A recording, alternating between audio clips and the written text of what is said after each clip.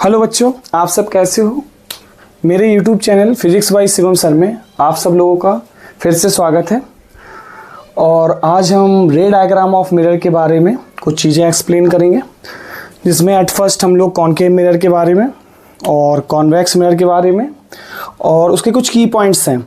मतलब उसमें image formation है, इमेज का कैसे फॉर्मेशन होता है, किस तरह से उसमें इमेज इरेक्ट होती है, किस तरह से वर्चुअल होती है, सारी ध्यान से उसको देखें और समझें। जहाँ डाउट हो कमेंट सेक्शन में बताएं और लाइक करें, सब्सक्राइब करें। चलो वीडियो स्टार्ट करते हैं।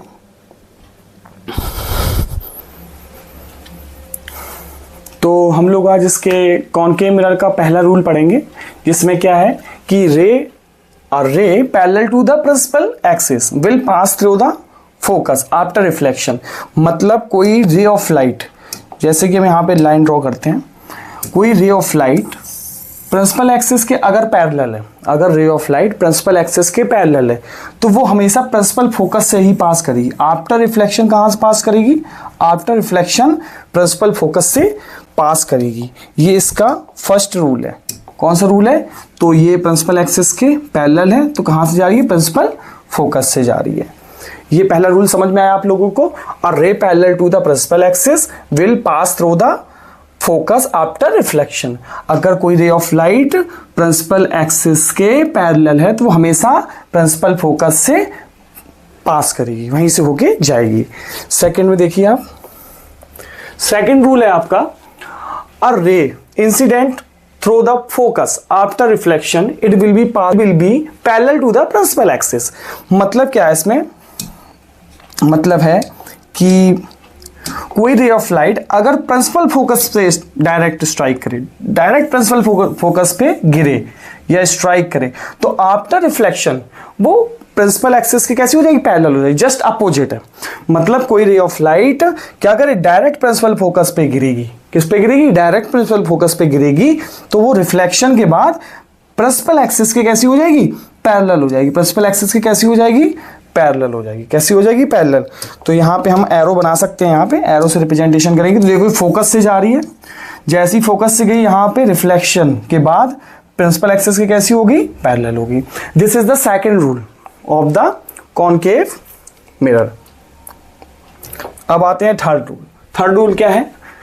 अब रे ऑफ लाइट कहां से पास होगी? अभी हम लोग पैरेलल ले जा चुके, प्रिंसिपल फोकस पे ले जा चुके। अब हम लोग ले जाएंगे लाइट को सेंटर ऑफ कर्वेचर पे। अगर कोई ray of light centre of curvature से पास करे, कहां से पास करे? सेंटर ऑफ कर्वेचर से डायरेक्ट जाए, तो आफ्टर रिफ्लेक्शन वो सेम पाथ पे वापस आ जाएगी। आफ्टर रिफ्लेक्शन की वो क्या करेगी? सेम पाथ पे वापस आ जाएगी। जैसे ही वो गई और रिफ्लेक्शन होने के बाद वो सेम पाथ पे वापस आ जाएगी। तो सेंटर ऑफ कर्वेचर बताता है कि द रे पास through the centre of curvature reflected back on the same path. मतलब सेम पाथ पे वापस आएगी। ये आपका थर्ड रूल है। क्लियर है बात? अब फोर्थ रूल देखते हैं इसका। ये फोर्थ रूल है, a ray incident on the pole of mirror is reflected making equal angle.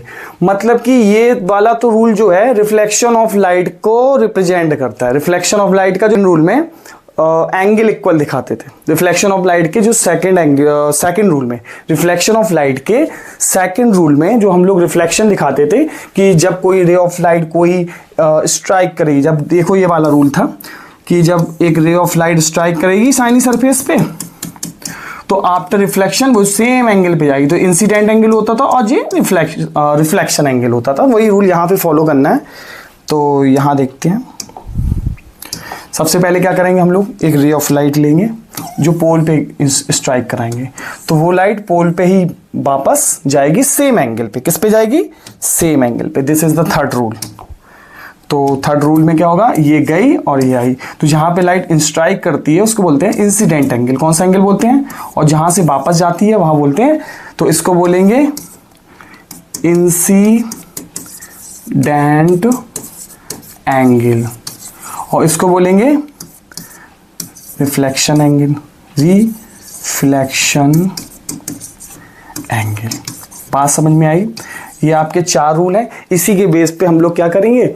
अपने कॉनकेव मिरर की इमेज फॉर्मेशन जनरेट करेंगे। मेरी वीडियो कैसी लगी प्लीज़ कमेंट करें कमेंट बॉक्स में, लाइक करें, सब्सक्राइब करें एंड शेयर करें, जिससे कि मैं आपके लिए नेक्स्ट आगे और अच्छी वीडियो बना सकूं। Thank you so much.